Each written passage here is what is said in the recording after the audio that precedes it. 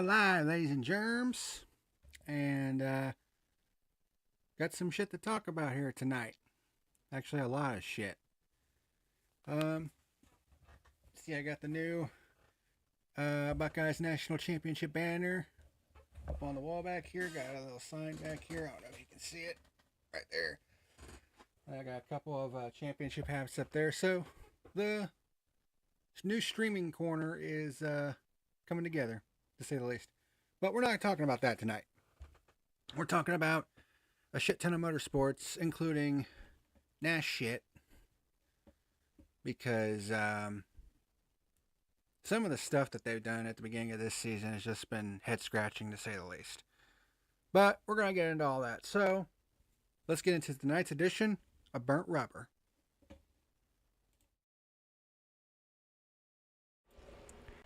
This video is brought to you by Reaper Apparel Company. Stay tuned until after the video to learn how you can save 10% off of your order.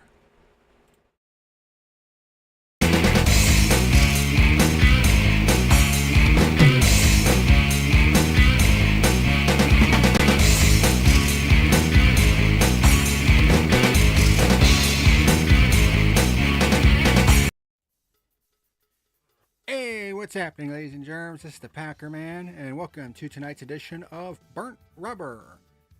Got a lot of shit to talk about here tonight, and as the title of the episode says, it is about the clown show that is NASCAR. A couple things before we get into it. Just a disclaimer right here, right at the top of the show. This has nothing to do with the race at COTA, because even though I didn't watch it, because I was working, and even then I wasn't really that interested anyways. I heard it was pretty good. I've seen some of the highlights, and yeah, that finish at the end really, I mean, I guess that really shows that maybe the layout change was a good thing for Circuit of the Americas, because we have no idea if COTA and NASCAR are going to come to some kind of deal, because I don't think they have a deal in place for next year or the year after that, because I think it was originally like a 5-year deal. But you know, after this race, I mean, yeah, in one of the fastest growing markets in America, I mean, NASCAR would be stupid to not renew some kind of deal with Circuit of the Americas, you know. So, this whole shitting on NASCAR here tonight that I'm going to be doing has absolutely nothing to do with the Circuit of the Americas race. So I'm going to get that out of the way straight up. Apparently it was a good race, so hey, good. Secondly, the IndyCar review will come probably, if I'm up early enough, it'll come tomorrow morning. If not, tomorrow evening. Because I was able to watch it tonight, because apparently they're able to put up their full races on their YouTube channel one day after the races run, kind of similar to NASCAR. And apparently their new deal with Fox allows them to do that. So that's cool. So I watched the race in its entirety. And I'm just going to go ahead and say up front, the race kind of sucked, honestly. Because, I mean, this is the only page of notes. This one page of notes for the race. That goes to show you what happened in the St. Petersburg Grand Prix yesterday, which was not a whole hell of a lot. But that review will come either tomorrow morning or tomorrow evening. But with that out of the way, let's go ahead and get into some news. Let's start with some short track news, and more specifically, the Cars Tour.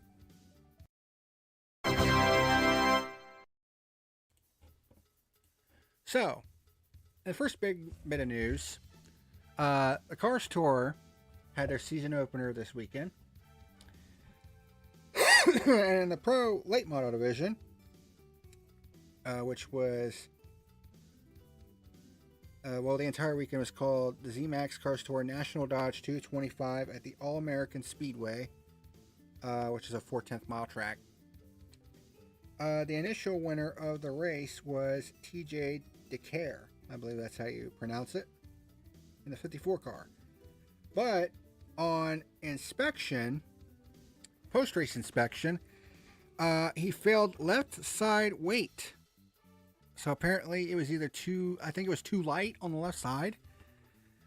So he was disqualified from the race win, which elevates Jade Avedisian to the winner's podium for the Pro Late Model opener on Saturday night, which makes her the first female driver to ever win in the Cars Tour in either division. Now, of course, there's going to be a bit of an asterisk next to that because it came as a result of a DQ, which does kind of suck because, you know, something that historic you would want to see happen, you know, on their own merit and not as a result of someone getting disqualified for having an illegal car. But, you know, that's just how the cookie crumbles sometimes. That's unavoidable. So, congratulations to Jade Avedisian, the first female driver to win in the Cars Tour. So, good job. And hopefully she'll be able to start working her way up the ranks because Lord knows we could use some good female drivers in high-tier motorsports. So, that's Cars Tour news. So let's go ahead and move into the next topic of discussion. Let's get into some IndyCar a little bit and some news that was actually pretty disgusting, I guess you could say.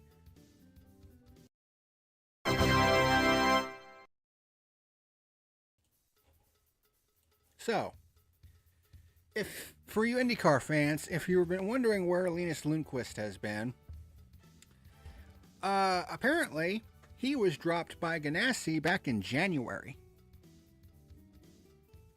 This guy had a multi-year contract to drive for Ganassi.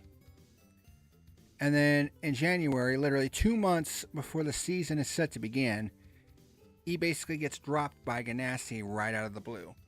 And he, when this happened, eventually he did post 5 days ago. He posted on X basically his side of the story. You know, and it's just crazy because he was the 2024 IndyCar Rookie of the Year. It was a multi-year deal, and Ganassi just decided, we're just going to get rid of you. I don't know if this has to do with the new charter rules that IndyCar is instituting, having to drop one team from the mix, and Lundqvist was just the odd man out. But considering that Ganassi is no stranger to contract disputes, considering that he took Alex Palou to court over his contract with Ganassi, yeah, remember that, his 3-time champion and basic and 2-time defending champion driver, by the way, and the same driver that's also involved in a bit of a dispute with McLaren, because he was going to go over to McLaren from Ganassi, and then that kind of fell through, and he stayed with Ganassi, so now McLaren's pissed off. So Palou is kind of in this, you know, whirlwind of contract disputes in IndyCar. And then you have Linus Lundqvist, and this was his statement. I've had several people ask me if I was going to be in attendance at St. Petersburg this weekend for the first IndyCar race of the season. Excuse me. Yes, I will be there, although I wish under different circumstances, as I will not be in a race car. It was just 1 year ago that I began my journey with Chip Ganassi Racing and the American Legion under a multi-year agreement, a journey that was supposed to have been the first of many successful years together.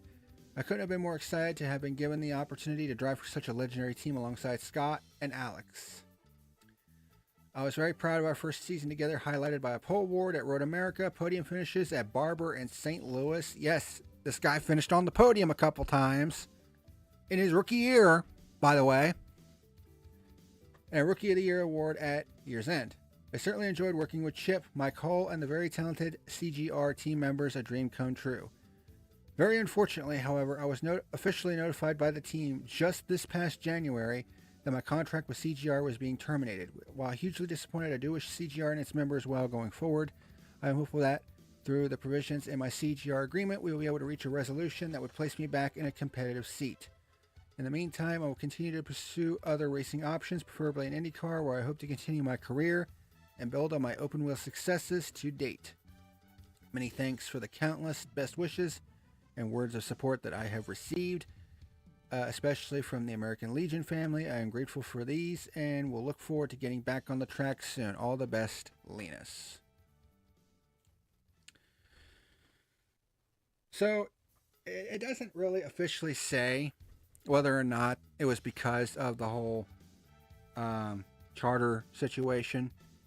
But, I mean, what a slap in the face to a rising up-and-coming driver in Linus Lundqvist, who earned a pole and 2 podiums in his rookie season in IndyCar. I mean, where you basically have to be rung through the... I mean, you're wrung out dry a lot of times in IndyCar in your first couple years, because you're usually saddled in teams that aren't as competitive as the powerhouses that are Penske and Ganassi.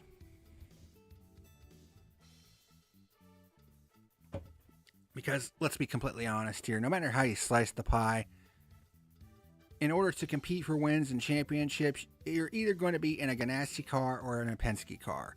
I mean, other teams like Andretti and Rahal Letterman, Lanigan, I mean, they may compete for wins here and there, but for the most part, the championship contenders are going to be in a Ganassi car or a Penske car. That's just the way of IndyCar for the last, 20 years? Maybe longer than that. So, it sucks because Lundqvist actually did pretty good for his first season, his rookie year. Good enough to win Rookie of the Year, and then he finds out in January that he was being dropped from the team. It may have been because of the charter system that IndyCar has in place now, but the fact that Ganassi waited until January to make this decision, I mean, that's pretty fucking shitty on Chip Ganassi's part.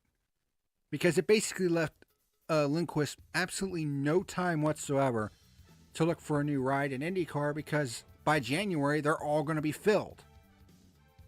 I mean, what the fuck?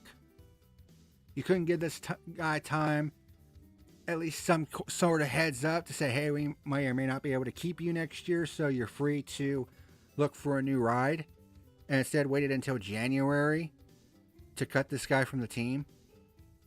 That's pretty fucked up, not gonna lie.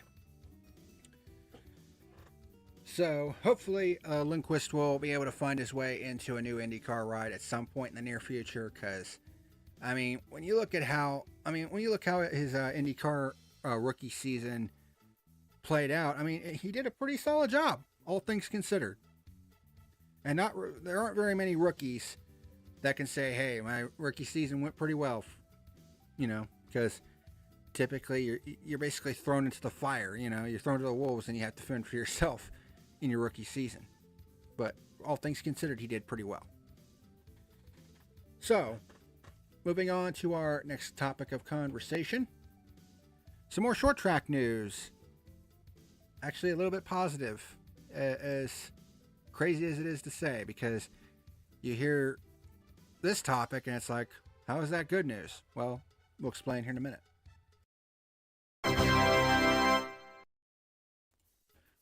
So apparently, 2 short tracks in Wisconsin and Virginia, they are apparently going to be purchased here real soon. I'm talking about Slinger Speedway, home of the Slinger Nationals, and Southside Speedway in Virginia. So, Matt Weaver reported, this is about a week ago, that the legendary Slinger Super Speedway, well, that's what it used to be known as, but they dropped the super from the name. In Wisconsin is being sold, and it's likely buyers will operate it as a motorsport facility. So this is from Short Track Scene. Slinger Super Speedway sale imminent, will remain a racetrack, which is nice because we've been losing way too many short tracks, legendary short tracks as of late. I mean, Rockford Speedway was recently sold and was basically being raised for a Walmart to be put up on.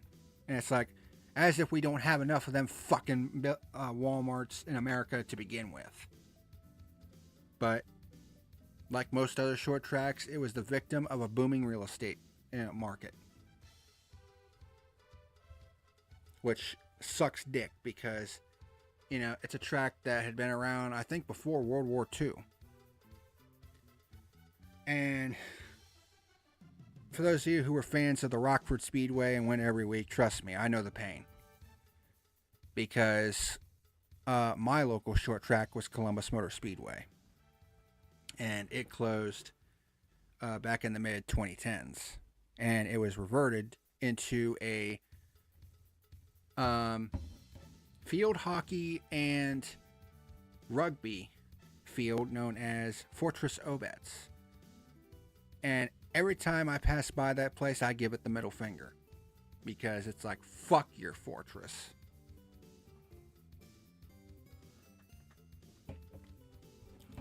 So when you hear about the sale of legendary short tracks, there is concern. However, not the case here. So Slinger Speedway will be sold imminently, but it will remain a racetrack. The announcement was made by Todd and Elizabeth Thielen on the track Facebook page on Monday night. The potential buyers were not named, but were described as local fans turned racers, similar to the Thielens, who would operate the property as a track and take it to the next chapter of its historic existence. The buyers will be made public once the sale is finalized. The track will also retain its currently announced schedule, which includes the prestigious Slinger Nationals on July the 8th and 9th and the ASA Stars event on June the 15th.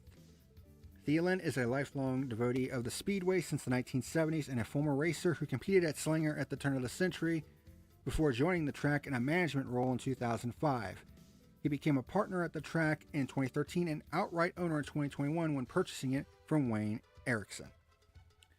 So that's cool. So apparently it's going to be purchased by racers.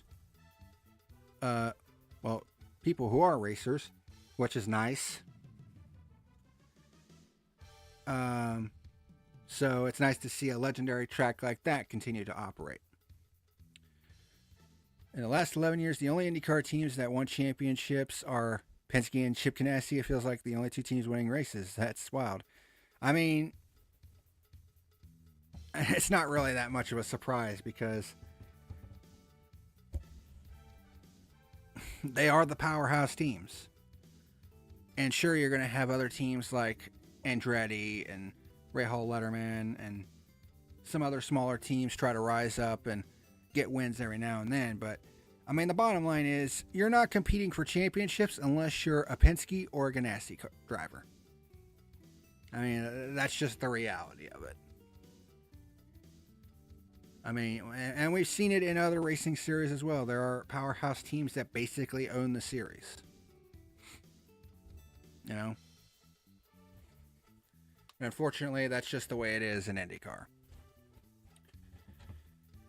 But anyways, the other track, and this one is actually going to be for a reopening. So apparently this track had been closed down for a while, and that is the Southside Speedway in Chesterfield, Virginia. And according to Matt Weaver, once again, a press conference has been called for March the 11th, which is about 8 days from now, about the purchase and reopening of Southside Speedway in Chesterfield, Virginia. Competitive Racing Investments, which I guess is the company that's going to be purchasing Southside Speedway, is spearheaded by longtime racer Lynn O'Neill, who has been efforting for years to revive the dormant short track. Excuse me. So How long has Southside Speedway been dormant? Southside Speedway.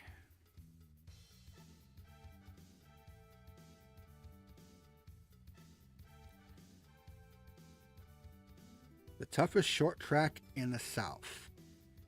And it was on December the 11th, 2020 that the track announced it would be closing permanently after the 2020 season was canceled due to the COVID-19 pandemic.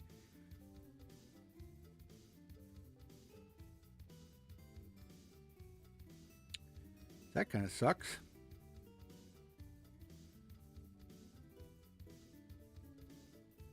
Well, that's interesting. So, Len O'Neill, the former number one race car driver at the track and Grandstock division, who had been banned by the previous private owners, has now purchased the raceway from the county of Chesterfield and plans to reopen it to its former beauty. That's fucking interesting. That's actually pretty funny. What a way to stick it to the former owners.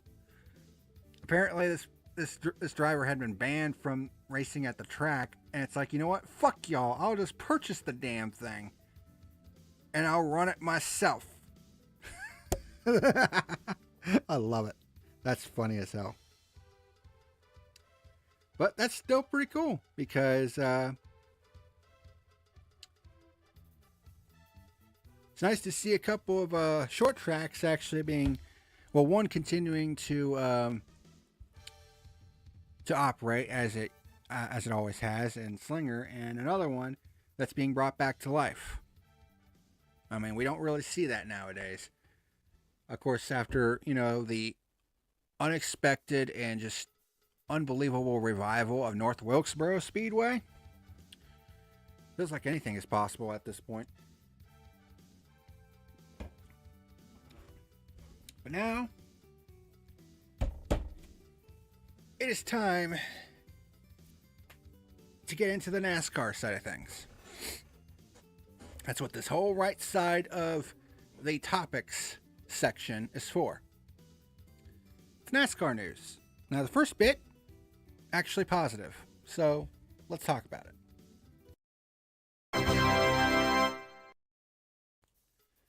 So, Atlanta Cup Series ratings.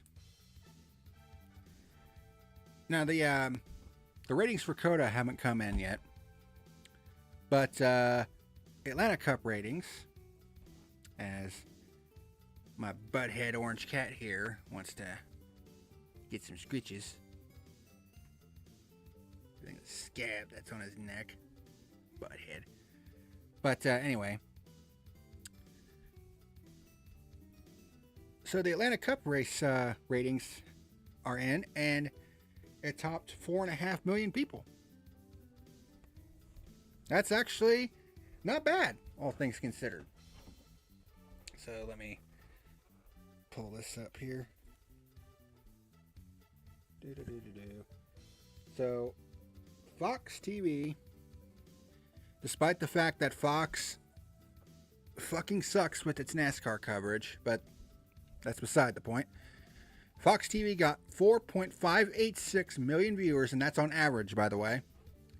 For Sundays, well, the previous Sundays, NASCAR Cup Series race at Atlanta, up 1% from last year, and the most watched sport event of the weekend in the U.S.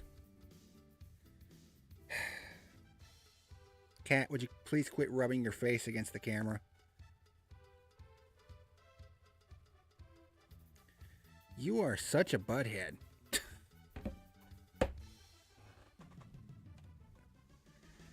Alright, so I guess I'm going to be holding the camera for a minute. Because otherwise, this dingle butt right here is going to rub his face against it and knock it over. So, I mean, almost 4.6 million people for the Atlanta race. That's actually pretty good, all things considered. Anytime you can get between 4 to 5 million people in the ratings, that's usually a pretty good effort. But they're not going to have a whole lot of opportunities. It's certainly not as much as last year. Mainly because a lot more races are on cable as opposed to network. So you're going to see them on FS1 and, all that shit. And plus, there's also the fact that 6 races this year are going to be on Amazon Prime Video, which is a bit of a gamble because this is going to be the first time that NASCAR is going to be doing live streaming, trying to do a streaming service for some of its races. Well, I should say exclusively streaming, because the only way you're going to be able to watch 6 of the races this year is on Amazon Prime Video. But I can understand the logic behind it, because how many people are signed up to Amazon Prime Video? Last time I checked, it was about 140 million. So the logic of it makes sense.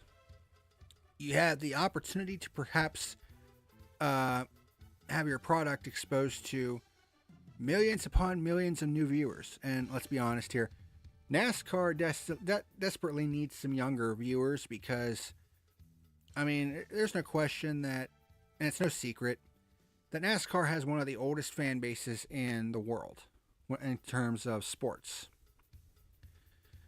So it definitely needs to grab that younger demographic, and going to a streaming service as big as Amazon Prime Video, I can see the logic in it. Will it actually pay off? That remains to be seen. But I understand the logic behind it. And that is where all positive things regarding NASCAR for this episode will end. Because the next couple of topics, I'm going to be ripping them a new asshole. Because some of the shit that they've been doing here in the early part of this season just makes you scratch your head. First of which is...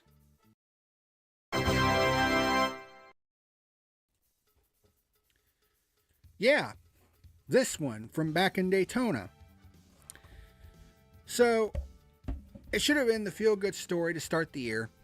PackerMan, after basically being screwed at the Charlotte Roval, gets a big win at Daytona with driving for Henderson Motorsports, the number 75 truck. Or so they thought, because it was revealed that their truck failed post-race inspection. They appealed the DQ, and it was denied. Well, according to crew chief Chris Carrier, he released a statement regarding the disqualification, and it kind of makes you wonder, did NASCAR screw the pooch here? So, give me 1 second, because I'm going to put this on the screen.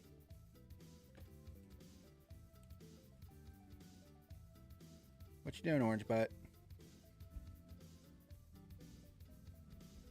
Alright, he's jumping over to the couch, so I can put this back, I think. There we go. Alright, so here's the statement from Chris Carrier regarding the disqualification. Let me squeeze this in a little bit so that way it's easier to read. So, first, I want to express how incredibly proud I am of this entire team. From the crew back in Abingdon, who worked tirelessly to prepare this truck, to our road crew, pit crew, and spotter, to Parker for driving it to victory. I'm proud of every single person who played a role in this win. I also want to recognize our owners, their families, and everyone at Food Country who supports us. I'm proud to represent this team in everything we've accomplished together. Everyone delivered an outstanding performance throughout the process of preparing and racing this truck, exceeding all of my expectations. In our minds, we won this race, fair and square. There were no illegal parts, and we never stepped outside the rules.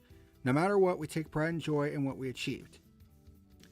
We believe the post-race failure resulted from a misunderstanding between 2 NASCAR inspectors and our team, which led our road crew to follow incorrect instructions on the height sticks process.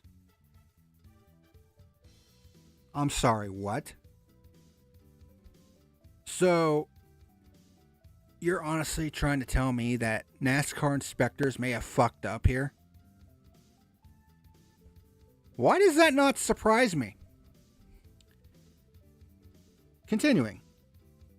There was no malicious intent. However, we firmly believe our truck was not measured correctly and was not held to the same post-race inspection procedures as the other trucks. Due to this miscommunication, our front end measured an inch higher than necessary to clear heights, which in turn lowered our rear end below its minimum clearance, resulting in the disqualification. Had our truck been inspected the same way as everyone else's, it would have passed. We believe NASCAR missed an opportunity to build confidence with its teams and fans by not overturning this ruling, especially given the clear miscommunication and inconsistent post-race inspection practices surrounding our truck. To our fans, your support means everything to us. While we can't change the record book, this will always be considered a win in our book, and nothing can change our mind about that. Thank you all so much for standing behind us, Chris Carrier. Why am I not surprised? I mean, if that is truly the case, then what a massive fucking blunder on the part of NASCAR. And then for them to say, well, it's not beyond there's not enough reasonable doubt to overturn the penalty. Are you fucking kidding me? You know, if there is a penalty, it should be without a reasonable doubt. Not going part way or whatever this fucking bullshit is. But then again, I'm not surprised. NASCAR just continuously shoots themselves in the foot week after week after week. And honestly, at this point, I'm surprised they have any fucking feet left to shoot. I mean, I wouldn't be the least bit surprised if they were like two little tiny nubs bleeding all over the fucking place. I mean, this company is a fucking joke. And it's one of the main reasons why I'm not doing race reviews on it anymore. And basically why I've just about stopped watching it altogether. Because I didn't watch the Coda race because I was busy with work. And quite frankly, I didn't give a fuck to watch it anyway. But this is just the tip of the iceberg in terms of NASCAR fuck-ups here at the start of 2025. So let's go into the other shit that's been happening in 2025.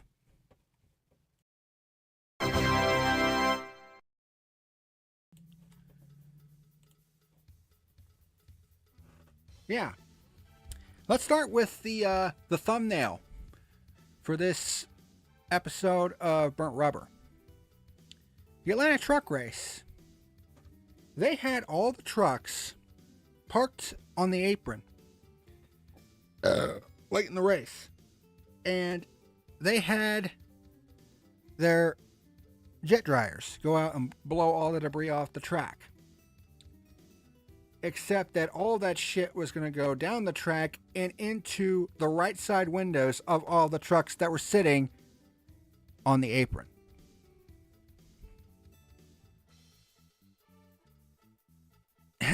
And they wonder why we can't take this fucking company seriously.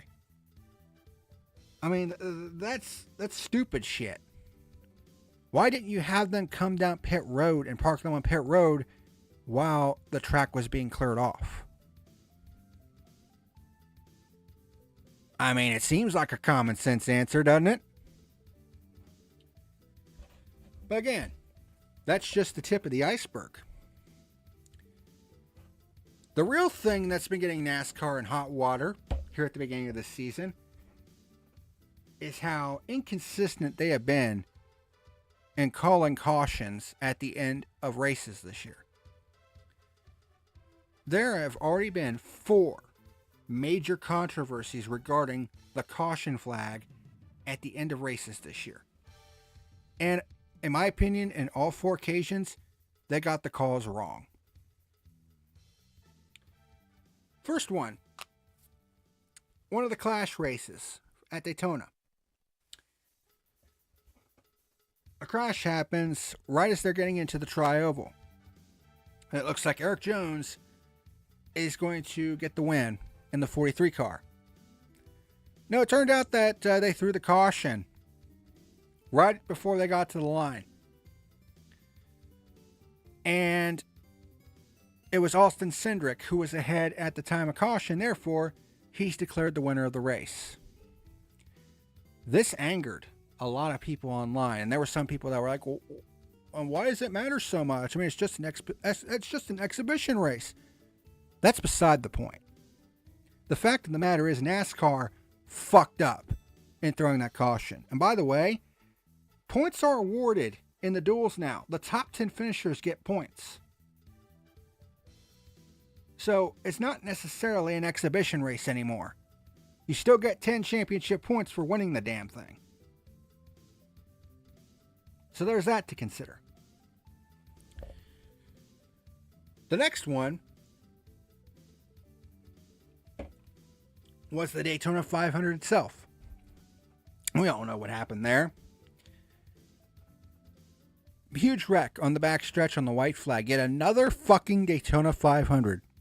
The 6th one in a row where we've had a massive crash on the last lap of the race. It was right at the front of the field. Most of the field was pretty much caught up in it. As much as I hate to say it, that was a case where the yellow probably should have been thrown. Except it wasn't.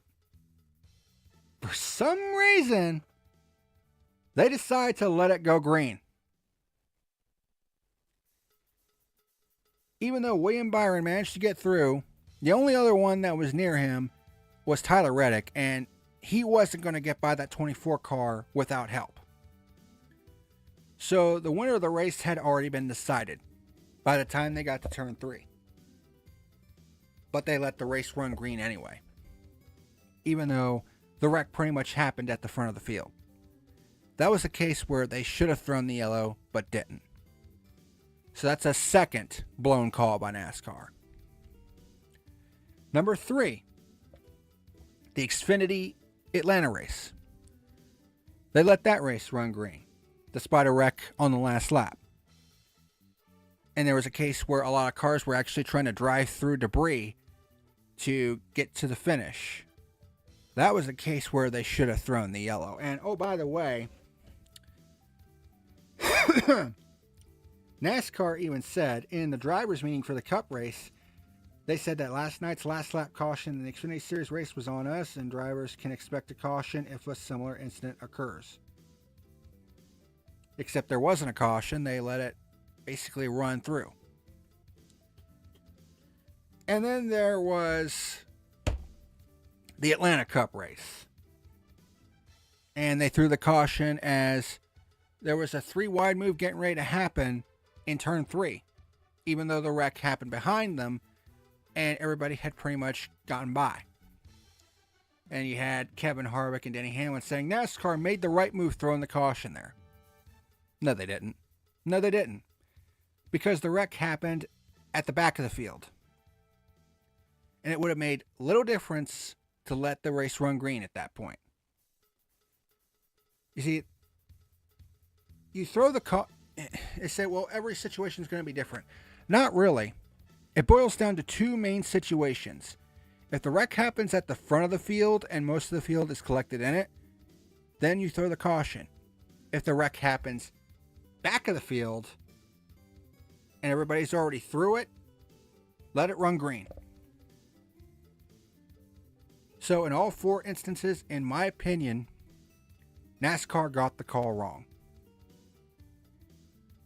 But then again, is it really a surprise? I mean, NASCAR has a serious obsession, it seems, with stepping on their own dick. And we've already had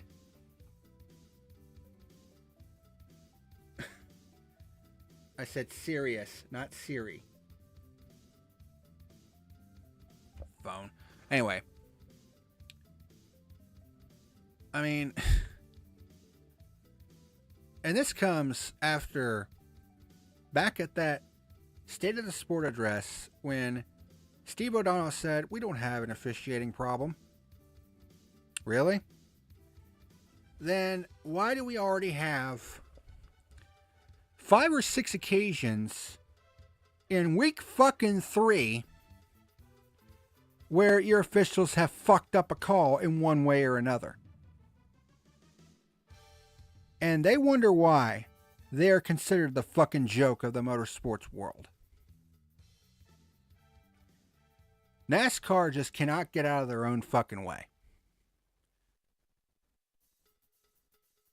And of course, that's not without getting into the fact that they had the fucking barriers removed from Circuit of the Americas, because they actually had barriers put up in the S's, but then they decided to get rid of them, and I'm just like, why?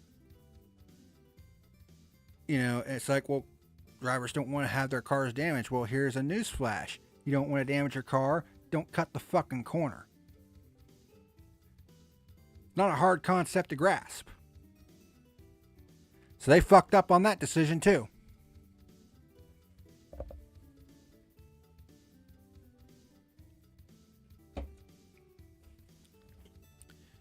So needless to say, NASCAR just cannot get out of their own fucking way. And it's why I keep saying over and over and over again, shit is never going to change with this company until the France family are completely out of the picture. And by that, I mean they sell off all their shares that they have in the company, sell it to somebody else, because I mean, this company's, as long as they're still in charge, this company is a fucking joke.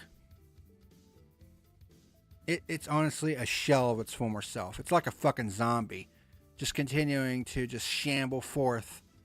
You know, still going, but it doesn't even resemble the company that used to be a powerhouse in the motorsports industry. But nowadays, it's just a fucking joke. It's a travesty to motorsports. And that's without even talking about the fucking playoff system, which they refused to do any changes to for this year. They had everybody, you know, hyped up because they said we're considering changes, and then they said, we're not going to do any changes. So I say, fuck them. This company is not worth your time or money. They're just not. Regardless of how good the race was at Circuit of the Americas, one good race is not going to change how a lot of people fucking feel about this company, especially with its piss poor fucking officiating. Now, granted, there have been a lot of, you know, bad officiating calls in sports recently. I mean, just look at the Columbus Blue Jackets and Detroit Red Wings. There was a high sticking call that should have been called on Columbus late in that game, and they ended up scoring a goal that ended up deciding the game. You know, obviously, I'm happy that Columbus won, which should be fucking obvious why, but it's still blatantly obvious that should have been a high sticking. Like, it's fucking obvious. You know, so, yeah, NASCAR is not the only sport that has had massive officiating gaffes, but the problem is, with NASCAR, it feels like it's an every other week fucking basis. It's honestly getting to the point where it feels like they have at least one every week. I mean, once or twice every couple months is too fucking many. If you want to be taken seriously as a motorsports entity, your officiating needs to be tightened the fuck up. But it's not going to happen because Steve O'Donnell, you know, that fucking dick-sucking clown face, he says we don't have an officiating problem. And he also says the playoffs aren't going anywhere. Well, my message to Steve O'Donnell is this: you can take it and stick it straight up your fucking asshole. You are a joke to motor racing in general. And the day you fucking retire from NASCAR will be a day worth celebrating. You and Steve Phelps and Jim France and Elton Sawyer. All you fucking double Dutch ruddering motherfuckers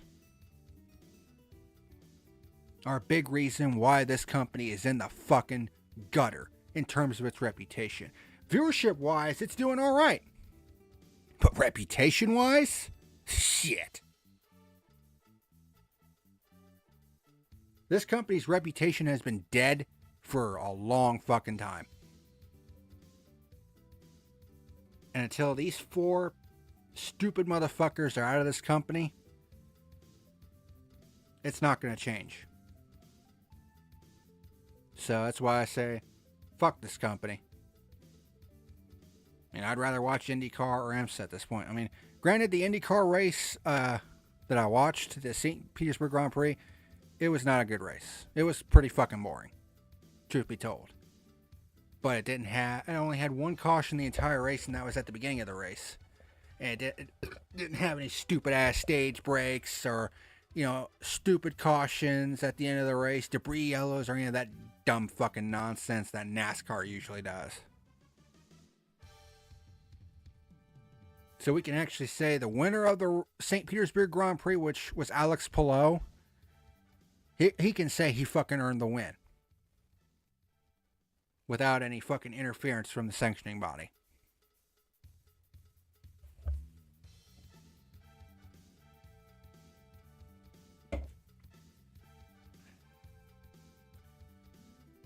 Wish I could say that about NASCAR. But, I can say it till I'm blue in the face. Nothing's going to change. So, fuck them. But anywho, I think that's going to do it for tonight's edition of Burnt Rubber. Just kind of wanted to go in here and tear NASCAR yet another new asshole, because Lord knows they deserve it after some of the fuckery they've done at the beginning of this year.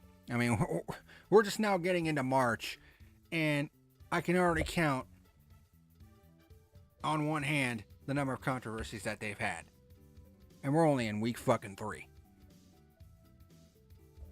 Unbelievable.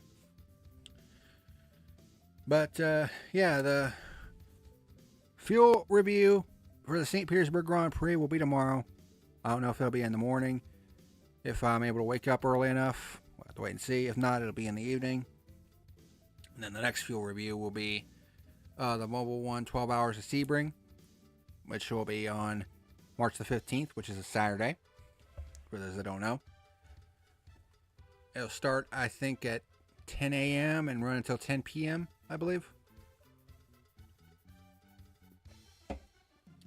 So that'll be interesting to watch.